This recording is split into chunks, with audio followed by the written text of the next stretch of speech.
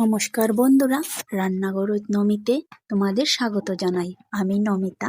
আজকে নিয়ে আসলাম তোমাদের জন্য আরেকটা নতুন রেসিপি, সর্ষে কাতলা। সর্ষে কাতলা আমরা সবাই করি, আমিও করলাম, ভাবলাম একটু শেয়ার করে নিই। তার জন্য দেখো আমি নিয়েছি 5 পিস কাতলা মাছ। তার মধ্যে এড করলাম পরিমাণ মতো হলুদ অ্যাড করার পর তার মধ্যে নিয়ে নিলাম 8 চামচ লঙ্কার গুঁড়ো এড করার পর তার মধ্যে দিয়ে দিলাম পরিমাণ মতো লবণ দেওয়ার পর আমি এগুলাকে ভালো করে দুপিঠ থেকে লাগিয়ে দেব। এই যে এরকম হাতের সাহায্যে দুদিকে লাগিয়ে নেব। লাগিয়ে নেওয়ার পর আমি 10 থেকে 15 মিনিটের জন্য রেখে দেব। এখন একটা বাটির মধ্যে নিয়ে নিলাম সর্ষ। আমি এখানে 4 চামচ সর্ষ নিয়েছি। 4 চামচে তার মধ্যে জল দিয়ে ভালো করে পরিষ্কার করে ধুয়ে নেব। বাজার থেকে শস্য আনার পর অনেক সময় দেখা যায় ওর মধ্যে বালু থাকে। আমি এটা আগেও পরিষ্কার করে ধুয়ে শুকিয়েছিলাম, আমি আবারও একটু ধুয়ে নিলাম। এখন আমি নিয়ে নেব একটা মিক্সচার গ্রাইন্ডারের মধ্যে ভালো করে পরিষ্কার করে রাখা শস্যগুলা অ্যাড করে দিলাম। আমি সবগুলা অ্যাড করার পর এখন দেখো হাতের সাহায্যে পরিষ্কার করে অ্যাড করলাম।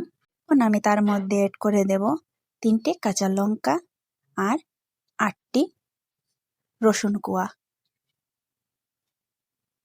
1 টুকরো আদা ছোট ছোট করে কেটে, আর একটা বড় পেঁয়াজ। এত ছোট মিহি করতে হবে না, একটু বড় সাইজ করে দিয়ে দিলে হবে, কারণ এটা আমরা পেস্ট করব। এগুলো দেওয়ার পর আমি তার মধ্যে অ্যাড করলাম 7-8টার মতো গোলমরিচ, আর অ্যাড করব 1/2 চামচ গোটা জিরে দেওয়ার পর তার মধ্যে 1/2 চামচ গোটা ধনিয়া দিয়ে দেব।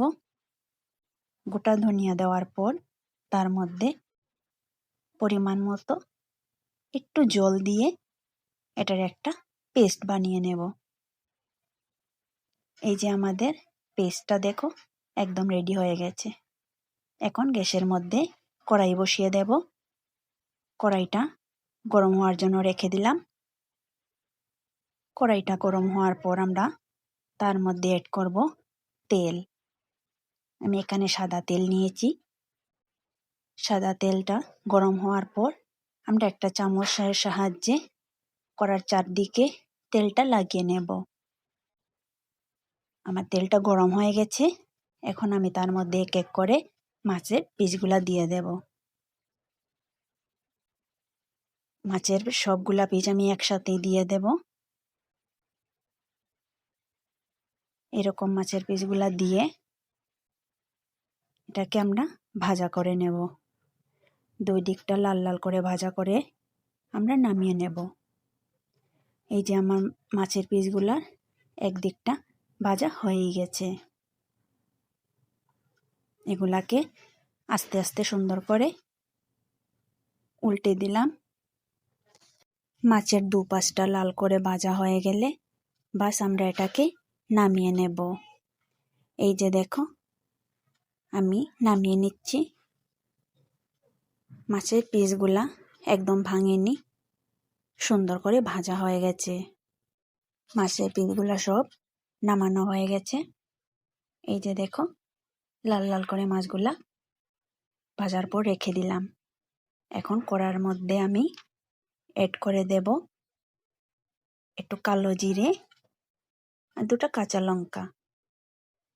কাঁচা লঙ্কা আর এই কালো জিরেটা একটু ভেজে নিয়ে তার মধ্যে অ্যাড করব একটা টমেটোটা আমি একদম ছোট ছোট করে কেটে নিয়েছি। আপনি চাইলে পেস্ট করেও দিতে পারেন। আমি আর পেস্ট করিনি, আমি তেলের মধ্যে ভেজে নিলেই হয়ে যাবে। এই যে গরম তেলে দিয়ে নাড়াচাড়া করলেই টমেটোটা সিদ্ধ হয়ে যাবে। এখন আমি তার মধ্যে পরিমাণ মতো নুন দিয়ে দেব। নুনটা দেওয়ার পর টমেটোটা সিদ্ধ হতে আর বেশিক্ষণ সময় লাগবে না। এই যে দেখো টমেটোটা প্রায় সিদ্ধ হয়ে গেছে।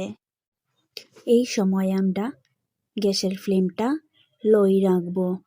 আর এই যে দেখো আমি চামচের সাহায্যে টমেটোটাকে একটু নেড়েচেড়ে মিহি করে নিচ্ছি। ঠিক এরকম হয়ে যাওয়ার পর আমরা তার মধ্যে অ্যাড করব আমাদের পেস্ট করে রাখা শস্য আর বাকি উপকরণগুলা। এগুলা দেওয়ার পর আমি চামচের সাহায্যে এটাকে ভালো করে মিশিয়ে নেব। টমেটোর সাথে ভালো করে মশলাটা যাতে মিশে যায় আমি ভালো করে নেড়েচেড়ে মিশিয়ে নিচ্ছি। আমি গ্যাসের ফ্লেমটা একদম লো রেখেছি। তারপর দেখো টমেটোর সাথে মশলাগুলো মিশে গেছে। এখন আমি তার মধ্যে অ্যাড করব 1 চামচের মতো হলুদ গুঁড়ো আর 8 চামচ মরিচের গুঁড়ো। আমরা এটার মধ্যে আর অন্য কোনো মশলা দেব না, কারণ পেস্ট করার সময় ধনিয়া আর জিরে দেওয়া হয়ে গেছে। এখন ওগুলাকে মিশিয়ে আমি 1 থেকে 1.5 মিনিট ঢাকনা দিয়ে রেখে দেব। 1 থেকে 1.5 মিনিট ঢাকনা দিয়ে রাখার পর দেখো আমার মশলা থেকে তেল ছাড়া শুরু হয়ে গেছে, মানে আমাদের মশলাটা তৈরি হয়ে গেছে।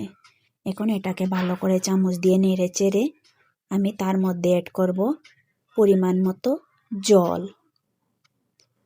এখানে আমি জল বেশি দেব না, কারণ আমাদের শস্যর গ্রেভিটা বেশি পাতলাও হবে না আর বেশি গাঢ়ও হবে না। জল দেওয়ার পর আমি এটাকে ভালো করে মিশিয়ে নেব, যাতে করে আমাদের জলের সাথে মশলাটা ভালো করে মিশে যায়। মিশিয়ে নিয়ে আমি এটাকে 2 থেকে 3 মিনিট আমরা এটাকে রান্না করব। গ্যাসের ফ্লেমটা হাই করে দেব আর রান্না করার জন্য রেখে দেব। 2 থেকে 3 মিনিট হাই ফ্লেমে রান্না করার পর আমাদের গ্রেভিটা দেখতে ঠিক এরকম হয়ে যাবে। এরকম হওয়ার পর আমরা তার মধ্যে অ্যাড করে দেব আমাদের ভেজে রাখা মাছগুলো। এক এক করে মাছগুলো দিয়ে দিলাম ঝোলের মধ্যে। দেওয়ার পর আমি হালকা করে চামচের সাহায্যে এটাকে নেড়ে দেব। বেশি নাড়াবো না, বেশি নাড়িয়ে দিলে আবার মাছের পিসগুলা ভেঙে যাওয়ার সম্ভাবনা থাকে। হালকাভাবে একটু নেড়ে চেড়ে 1 থেকে 1.5 মিনিট এটাকে রান্না করব। বেশি সময় রান্না করলে পরে আবার শস্যটা তেতো হয়ে যাবে। তার জন্য 1 থেকে 1.5 মিনিট রান্না করব। রান্না করার পর আমরা তার মধ্যে অ্যাড করে দেব কুচি করে রাখা ধনেপাতা। ধনেপাতা দেওয়ার পর আমরা গ্যাসের ফ্লেমটা বন্ধ করে দেব। আমাদের শস্য কাতলা একদম রেডি হয়ে গেছে। এখন আমি চামচের সাহায্যে হালকা করে একটু সাইড থেকে নেড়ে দেব। এই সময় আর বেশি জোরে নাড়াবো না, মাছের পিসটা যদি ভেঙে যায় তার জন্য। বাস হয়ে গেল আমাদের শস্য কাতলা রেডি। আর হ্যাঁ বন্ধুরা, আমার এই রেসিপিটা কেমন হলো আমাকে অবশ্যই কমেন্ট করে জানাবে। আর যদি আমার এই রেসিপিটা তোমাদের ভালো লেগে থাকে তাইলে আমার চ্যানেলকে লাইক সাবস্ক্রাইব করে আমার সাথে থাকবে, আমি যেন তোমাদের সাথে আরো রেসিপি শেয়ার করতে পারি। একবার ট্রাই করে দেখবে। সবাই ভালো থাকবে, সুস্থ থাকবে। আবার দেখা হচ্ছে নতুন কোনো রেসিপি নিয়ে। টাটা সবাইকে।